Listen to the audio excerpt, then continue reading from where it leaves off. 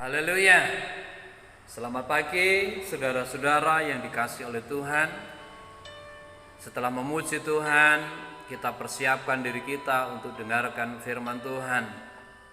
Dan mari kita buka Alkitab kita di dalam Kolose pasal 1 ayat yang ke-23. Demikian bunyi firman Tuhan. Sebab itu kamu harus bertekun dalam iman, tetap teguh dan tidak bergoncang, dan jangan mau digeser dari pengharapan Injil yang telah kamu dengar dan yang telah dikabarkan di seluruh alam di bawah langit, dan yang aku ini Paulus telah menjadi pelayannya. Saudara yang dikasihi oleh Tuhan,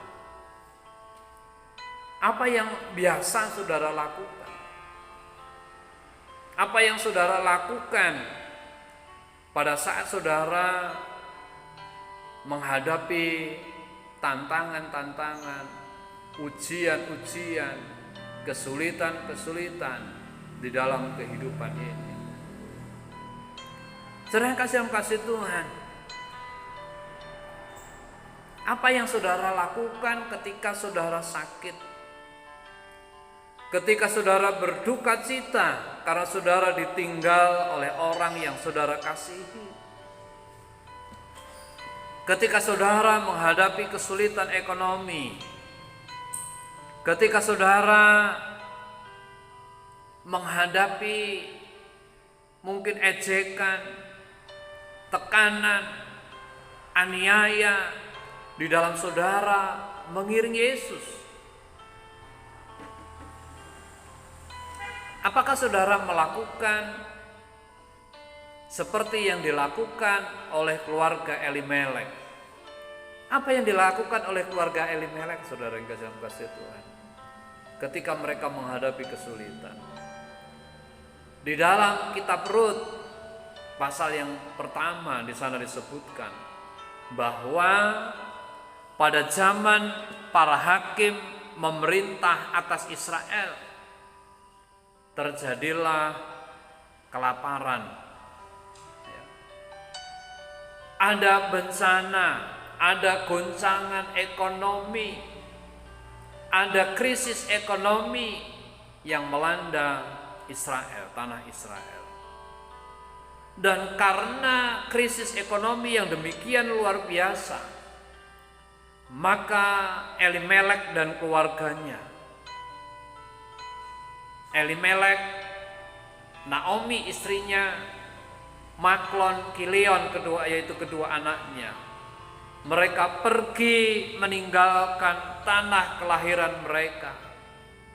Mereka meninggalkan tempat tinggalnya, yaitu Bethlehem, Yehuda.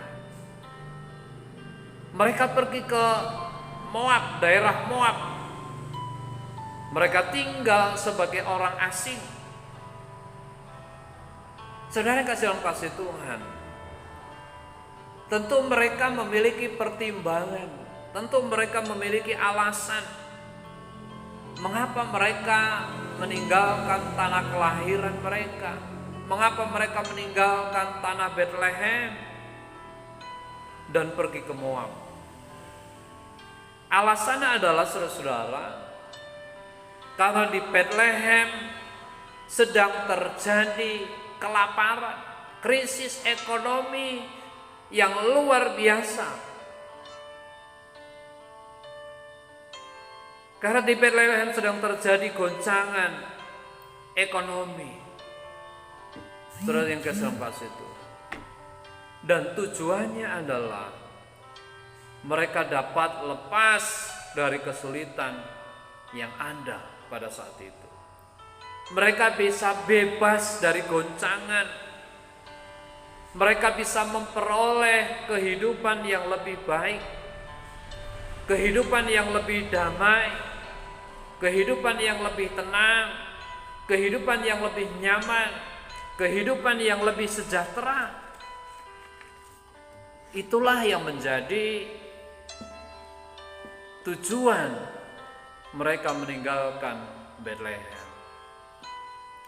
Tetapi saudara-saudara yang kasih dalam kasih Tuhan, apakah strategi yang dipilih oleh Elimelek dan keluarganya meninggalkan Bethlehem, meninggalkan kesulitan itu? Saudara-saudara yang kasih dalam kasih Tuhan, tepat dan hasilnya sesuai dengan harapan mereka? Ternyata tidak. Saudara-saudara yang kasih dalam kasih Tuhan, kenyataannya di tempat yang baru di daerah Moab itu, mereka tetap menghadapi kesulitan. Kehidupan tidak sesuai dengan harapan mereka, tidak memperoleh kehidupan yang lebih baik. Ternyata di tempat perantauan di Moab, saudara-saudara, mereka tetap menghadapi goncangan, mereka menghadapi derita, menghadapi duka cita, menghadapi kenyataan yang pahit, sehingga pada akhirnya, saudara-saudara, ya, mereka banyak mengalami kepahitan.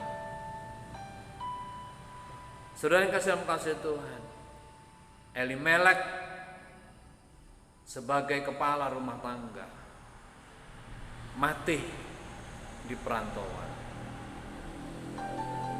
Maklon dan Kileon, anak laki-laki, sebagai harapan dari Naomi, juga mati. Hingga Naomi sebagai perantau tinggal seorang diri, ditemani oleh dua menantunya, yaitu Orpa dan Rut. Saudara yang kasih Tuhan, hingga akhirnya karena kesulitan yang mereka hadapi, mereka memutuskan untuk kembali ke Israel. Dan sampai Naomi malu untuk dipanggil Naomi. Kenapa? Naomi artinya manis, tetap panggil aku Mara, karena aku mengalami kepahitan-kepahitan di dalam kehidupanku. Saudara yang kasih Tuhan, pelajaran yang kita dapatkan, saudara-saudara, adalah pada saat kita menghadapi situasi kondisi yang sepahit apapun, jangan kita pernah menyerah dengan keadaan. Jangan kita menyerah dengan situasi. Jangan kita menyerah dengan tantangan, jangan kita menyerah dengan goncangan-goncangan di dalam kehidupan ini. Saudara yang kasih Tuhan, menyerah pada masalah pasti tidak akan selesaikan masalah persoalan. COVID-19, virus corona, menjadi satu wabah, menjadi musuh bagi bangsa-bangsa, dari bangsa yang kecil, bangsa miskin, sampai bangsa-bangsa yang besar. Dan belum ada yang berhasil untuk mengatasi ini. Bahkan sampai-sampai sebagian besar orang yang ada di India, sering kasih, mereka putus asa, mereka menyerah, mereka tidak sanggup menghadapi virus yang merajalela itu. Sampai akhirnya mereka menyerah, saudara-saudara. Mereka takluk. Sampai-sampai mereka membuat patung, yaitu patung Dewi Corona, sebagai sesembahan, menyembah, tunduk, kalah. Saudara-saudara, apakah ini menyelesaikan masalah? Tidak, saudara-saudara. Menyerah kepada masalah tidak akan menyelesaikan persoalan di dalam hidup kita. Ya. Sebagai orang percaya, kita harus memiliki pikiran yang positif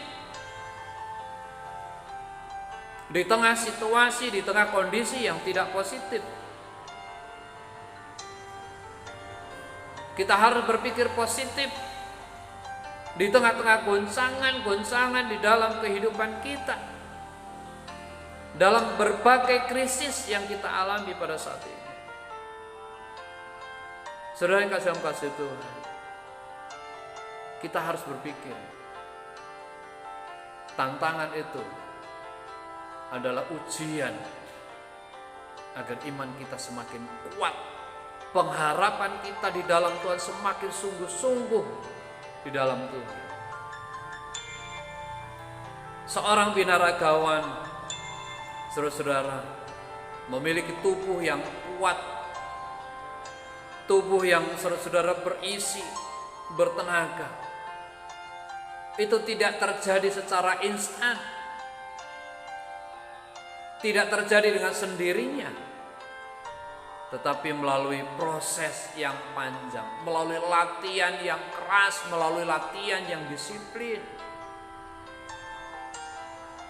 dengan beban-beban yang berat itu membentuk otot-otot mereka. Dengan tekanan-tekanan itu membentuk tubuh mereka berotot, berisi, dan bertenaga. Orang yang tidak pernah menghadapi tantangan akan menjadi orang-orang yang lemah. Orang-orang yang tidak pernah alami kesulitan, saudara-saudara, tidak memiliki iman yang kuat. Orang-orang yang tidak pernah alami goncangan-goncangan dalam hidupnya adalah orang-orang yang tidak sehat di dalam kehidupan rohaninya. Saudara yang kasih Tuhan, pada saat kita menghadapi goncangan di dalam kehidupan ini, kita tidak diajarkan untuk menyerah pada kenyataan, pada situasi, pada kondisi, pada goncangan. Terserah goncangan itu mau bawa aku kemana, tidak. Ya. Tetapi kita diajar untuk tetap setia kepada Tuhan sesuai firman Tuhan tadi, saudara-saudara. Sebab itu kamu harus bertekun dalam iman, tetap tekun, tetap setia di dalam iman. Sekalipun kita sedang dalam menghadapi proses yang berat, bersandar, berharap sepenuhnya kepada Tuhan. Jangan andalkan kekuatanmu sendiri. Saudara yang kasih Tuhan, hanya orang-orang yang tidak tergoncangkan, saudara-saudara, yang berkenan kepada Tuhan. Di dalam Ibrani pasal yang ke-12 ayat 26 mulai, waktu itu suaranya menggoncangkan bumi, tetapi sekarang ia memberikan janji, satu kali lagi aku akan menggoncangkan bukan hanya bumi saja, melainkan langit juga. Ungkapan satu kali lagi menunjuk kepada perubahan, pada apa yang dapat digoncangkan, karena ia dijadikan supaya tinggal tetap apa yang tidak tergoncangkan. Jadi karena kita menerima kerajaan yang tidak tergoncangkan, marilah kita mengucap syukur dan beribadah kepada Allah menurut cara yang berkenan kepadanya dengan hormat dan takut. Tuhan menggoncangkan hari-hari ini, sedang menggoncangkan. Bukan hanya saya, bukan hanya saudara, tetapi semua orang yang ada dalam dunia ini saat ini sedang digoncangkan. Untuk apa? Tuhan menggarapkan orang-orang yang kuat, para pemenang-pemenang, pahlawan-pahlawan yang gagah berani, yang tidak takut oleh goncangan itu dan tidak dapat digoncangkan dengan apapun. Itulah yang diharapkan oleh Tuhan. Dia akan tinggal, akan diambil oleh Tuhan untuk tinggal menempati kerajaan yang tidak tergoncangkan. Orang itu adalah saya dan saudara, orang-orang yang tidak digoncangkan. Amin, saudara. Orang-orang itu adalah saya dan saudara, Karena saya dan saudara orang yang tidak mengeluh, tidak bersungut-sungut, tidak menyerah, tetapi tekun, terus berharap, berserah kepada Tuhan. Saudara adalah pemenang bersama-sama dengan Tuhan. Tuhan Yesus memberkati. Mari berdoa. Tuhan, tanamkan firman-Mu di dalam kehidupan kami, supaya kami bukan menjadi orang-orang yang putus asa, orang-orang yang menyerah dengan situasi, dengan kondisi yang tidak baik, tapi kami adalah orang-orang yang tetap setia, tetap tekun, berdiri teguh di dalam iman kepada Tuhan, dan bersama-sama dengan Tuhan kami menjadi pemenang dan akan tinggal bersama-sama dengan Tuhan dalam kerajaan yang tidak tergoncangkan. Dalam nama Tuhan Yesus kami berdoa. Haleluya. Amin.